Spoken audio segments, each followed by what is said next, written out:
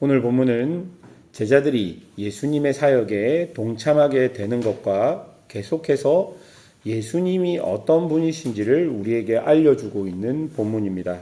첫 번째로 살펴볼 것은 1절부터 6절까지 나오는 제자들을 파송하는 이야기입니다. 예수님은 자신의 소명을 이제 제자들에게 위임하셨습니다. 1절과 2절을 보시면 예수께서 12제자를 불러 모으사 모든 귀신을 제어하며 병을 고치는 능력과 권위를 주시고 하나님 나라에 전파하며 앓는 자를 고치게 하려고 내보내시며 라고 이야기합니다. 1절, 2절을 보면 예수님은 그냥 보내시는 것이 아니라 그들에게 능력과 권위를 주셨다라고 기록합니다. 그리고 분명한 역할도 주셨다라고 이야기합니다. 이처럼 하나님께서는 당신의 사람들에게 분명한 사역과 그 사명을 수행할 수 있는 능력, 그 사명을 수행하는 사람들이 어떤 태도로 일해야 되는지, 어떻게 그 사명을 수행할 수 있을지를 반드시 알려주십니다. 하나님이 부르셨다면 능력이 안 된다는 말은 우리 인간의 입장에서는 어느 정도 맞을 수 있는 말이지만 하나님의 입장에서는 그게 아니라는 것이죠. 하나님께서는 부르셨다면 이미 그에 걸맞는 능력을 주셨다라는 그 의미가 되는 것입니다. 그렇기 때문에 우리는 우리를 부르신 분을 신뢰하며 우리를 부르신 그 자리에 있는 것이 우리의 역할이 되는 것이죠. 어떤 일을 할 때 우리는 우리의 능력이 되지 않는다고 하지만 우리는 우리의 능력을 보는 것이 아니라 우리를 부르신 그분을 신뢰하는 것입니다. 그리고 하나님은 이미 하나님의 사람들에게 그런 은혜와 능력들을 주셨다라고 얘기했기 때문에 그 부르신 분을 신뢰하며 그 자리에 있는 것이 우리의 역할일 것입니다. 이제 예수님은 제자들에게 부르신 곳에서 어떻게 그 역할을 수행할지를 알려주시는데요. 3절을 보십시오. 이르시되 여행을 위하여 아무것도 가지지 말라. 지팡이나 배낭이나 양식이나 돈이나 두벌 옷을 가지지 말며. 여러분, 이 3절의 핵심이 무엇입니까? 절대적으로 하나님만 의존하라는 것입니다. 하나님 나라의 해방을 경험한 사람들의 목표는 세상이 말하는 안정을 추구하는 것이 아닙니다. 세상이 말하는 안정이 아니라 하나님 나라의 복음이 우리에게 허락한 샬롬의 평강, 그리고 그런 우리에게 평강을 주는 그 평강을 주는 그 복음을 증언하는 것이 우리의 역할이자 목표여야 될 것입니다. 그렇기 때문에 복음을 먼저 받은 사람, 즉 전파자의 태도는 하나님의 온전한 다스림에 의존하여 그 삶을 사는 것밖에는 없는 것이죠. 많은 사람들은 부르심받은 자들의 그런 모습을 통해 정말 복음이 진실되다는 것을 알게 될 것입니다. 본인이 전하는 복음에 걸맞는 삶, 세상의 안정을 추구하는 것이 아니라 하나님 안에서 샬롬을 추구하는 그 부르심 받은 사람들의 삶의 모습을 통해서 사람들은 복음이 진실되는 것을 깨닫게 된다는 것이죠. 그러므로 사명자들은 4절에 보면 섬김을 받기보다는 섬기는 자로, 또한 5절에 보면 비난과 외면이 와도 때로는 당당하게 자기가 서 있어야 될 곳에 있어야 한다라는 것이죠.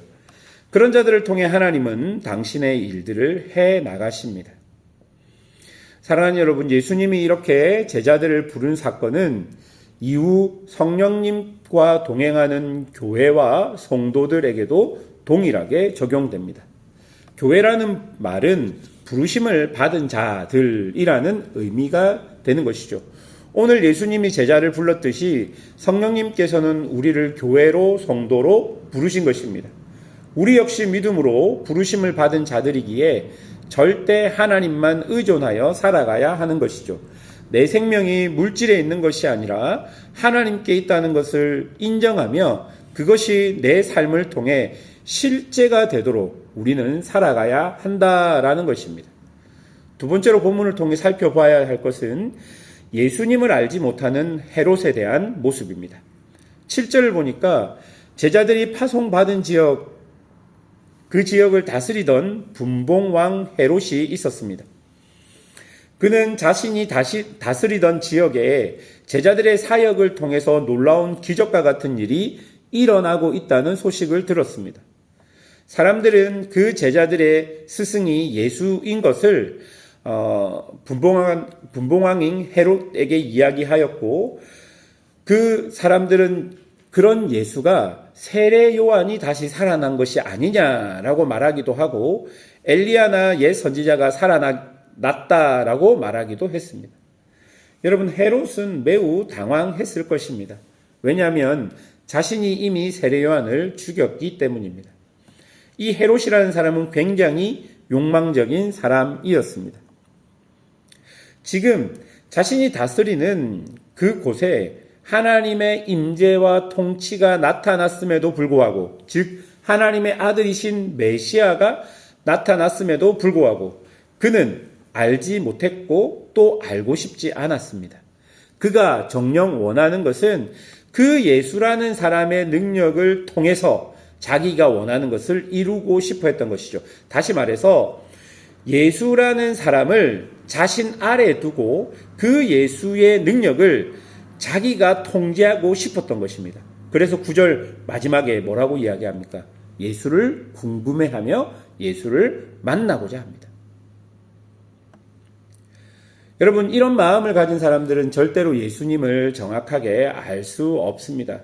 왜냐하면 이미 예수님을 통해 자신의 욕망을 이루려고 하는 사람들에게는 성령님께서 예수님에 대해서 분명하게 가르쳐주지 않기 때문입니다. 헤롯에게, 그리고 사람들에게 예수님은 아직 기적을 행하는 선지자에 불과했고, 헤롯은 그 선지자를 자신이 통제할 수 있다라고 생각했던 것이죠. 여러분, 절대 그렇지 않습니다. 예수님은 우리의 통제를 받거나 우리의 통제를 당하실 분이 아닙니다.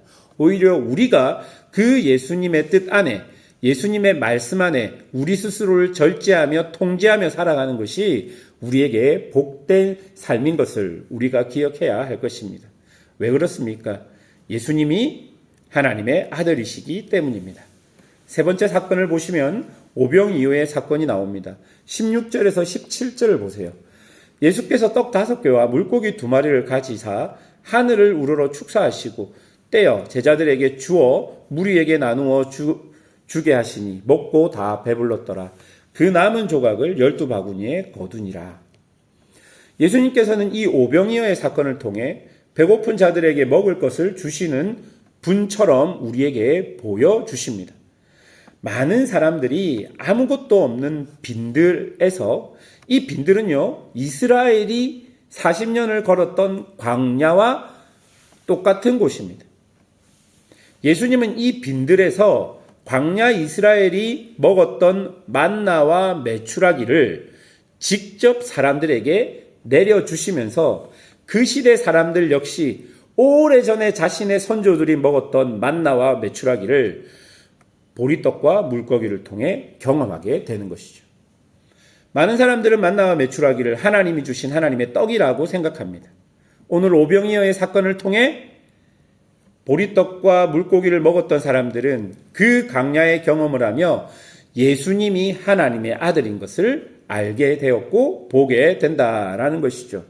물론 그 중에는 이 먹은 떡으로 인해서 예수님을 오해하는 사람도 있었습니다. 그러나 예수님은 분명히 당신이 누구신지를 보여주고 있는 것이죠. 여러분, 예수님은 이스라엘을 충분히 만족시키며 채울 수 있는 분이십니다. 예수님은 구약의 만나와 메추라기를 보내신 하나님의 아들인 것을 이 사건을 통해 보여주시고, 이제 앞으로는 늘 먹어도 배고픈 양식이 아니라 다시 줄이지 않고 목마르지 않은, 그러니까 영적으로 풍성한 그 양식으로 우리를 채우신다라는 것을 이 오병이어의 사건을 통해 우리가 알 수 있습니다. 다시 말해 예수님은 우리를 위해서 자기 자신을 내어주시는 분이라는 의미입니다. 그렇게 자기 자신을 내어주신 예수님 때문에 지금도 우리가 먹고 다 배부르고 또한 남은 조각이 12바구니가 되는 풍성함을 경험하게 되었다라는 것입니다. 여러분, 왜 본문이 남은 조각을 12바구니라고 이야기할까요? 이 말은 12지파 이스라엘 전체를 의미합니다. 그러니까 12지파가 되는 이스라엘 전체가 먹을 만큼 남았다는 겁니다. 이 말은 풍족하다는 것입니다. 다시는 목마르지도 배고프지도 않겠다라는 말입니다. 예수님이 우리에게 주신 그 떡, 당신이 스스로 떡이 되셔서 우리에게 주셨던 그 은혜를 맛보시는 분들은 절대로 다시 목마르거나 부족하지 않을 영생의 양식을 먹게 된 것이다라는 의미가 이 12바구니 안에 포함되어 있는 것입니다. 사랑하는 여러분, 신앙에서 가장 중요한 것은요, 예수님이 누구신 줄 아는 것입니다. 그리고 그 예수님을 진짜 나의 삶에서 경험하고 살아가는 것입니다. 예수님께서는 이미 당신의 교회와 성도들에게 당신의 능력과 권위들을 허락해 주셨습니다. 그래서 우리는 예수님이 누구신지를 분명히 알 수 있는 것이죠. 그러나 우리에게 다가오는 유혹과 시험은 해로처럼 그저 나의 필요와 욕망을 채우기 위해 예수님을 내가 도구화시킨다라는 것입니다. 그렇게 하면 절대로 예수님을 분명하게 알 수 없다라는 것이죠. 예수님은 나의 욕망을 채워주시는 분이 아니라 우리가 예수님을 통해서 풍성해지는 것입니다. 여러분 생각해 보십시오. 나의 욕망을 채우기 위해 예수님을 내가 이용하는 것과 예수님께서 보리떡 5개와 물고기 5마리로 이스라엘 전체를 먹이셨다는 그 은혜로운 경험이, 그 예수님께서 보여주신 그 풍성함이 나에게 오는 것 중 무엇이 더 나에게 유익이겠습니까? 오늘 본문은 분명하게 이야기합니다. 12바구니가 남고 그 빈들에 참 기쁨이 임했던 모습을 통해 우리가 예수님을 따라 예수님의 뜻을 쫓아 살아가는 것이 이렇게 행복하고 기쁘구나라는 것을 오늘 누가복음의 저자 누가는 우리에게 말해주고 있는 것입니다.